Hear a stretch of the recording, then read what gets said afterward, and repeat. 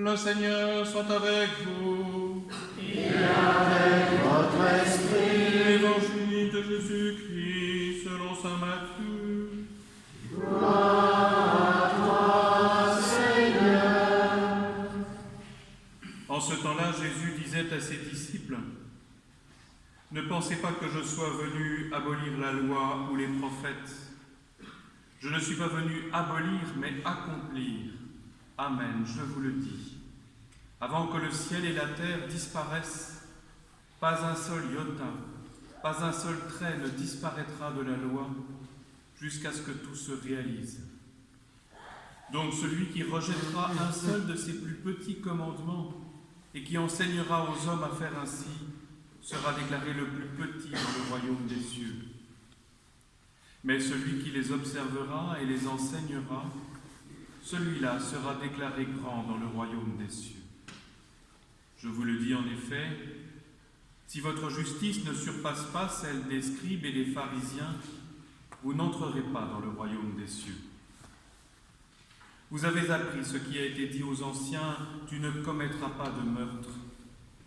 Et si quelqu'un commet un meurtre, il devra passer en jugement. Eh bien moi je vous dis, tout homme qui se met en colère contre son frère devra passer en jugement.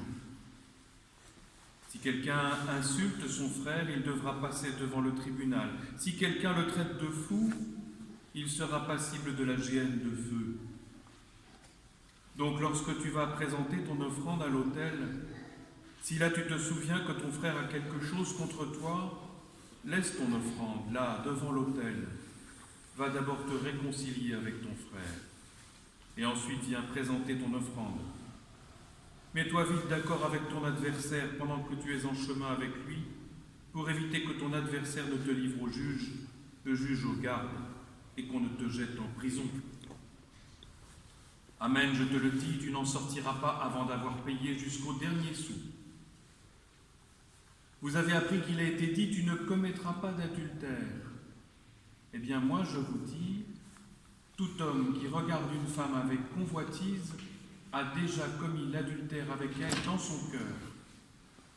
Si ton œil droit entraîne ta chute, arrache-le et jette-le loin de toi, car mieux vaut pour toi perdre un de tes membres que d'avoir ton corps tout entier jeté dans la géhenne.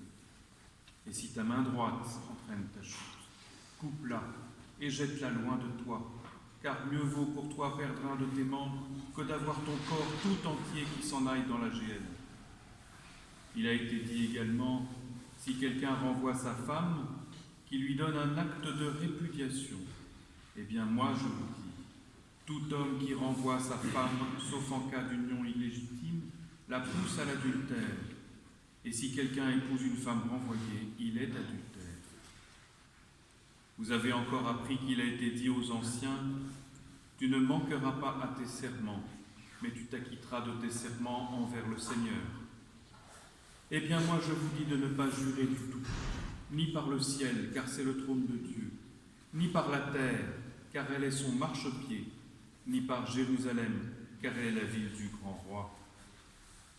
Et ne jure pas non plus sur ta tête, parce que tu ne peux pas rendre un seul de tes cheveux blancs ou noirs, que votre parole soit oui si c'est oui, non si c'est non, ce qui est en plus vient du mauvais. Acclamons la parole de Dieu. Louange à toi, Seigneur Jésus.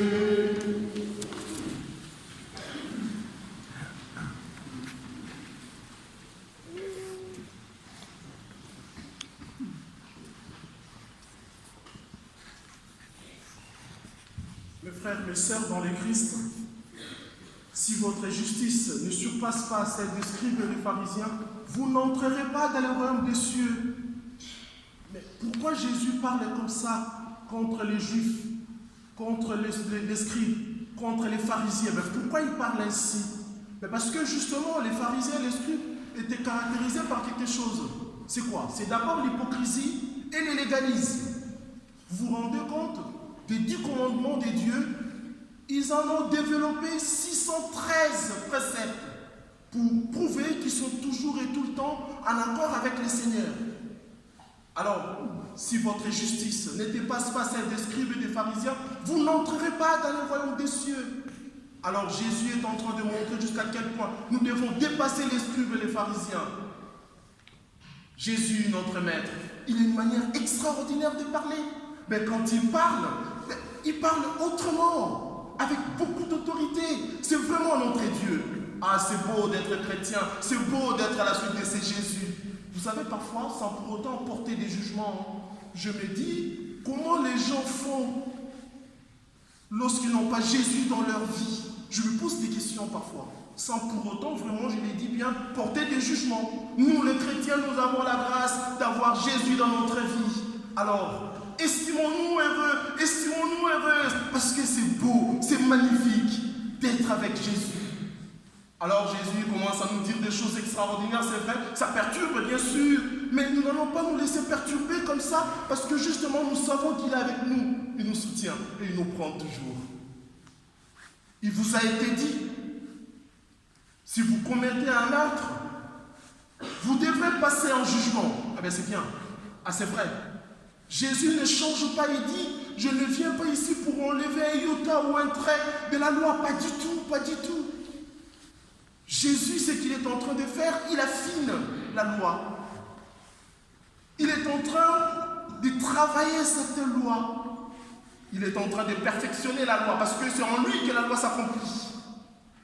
Alors, ce n'est plus le meurtre directement physique, mais quand on se met en colère contre son frère, contre sa soeur, quand on insulte, en ce moment-là, vous avez déjà commis un meurtre. Et c'est très grave.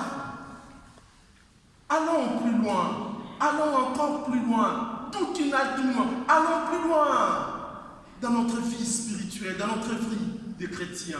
Ah ben oui, vous savez, si on devait vraiment être à la place des dieux et faire ce que nous faisons, qui sera sauvé? Qui sera sauvé? Devant le Seigneur, qui sera sauvé?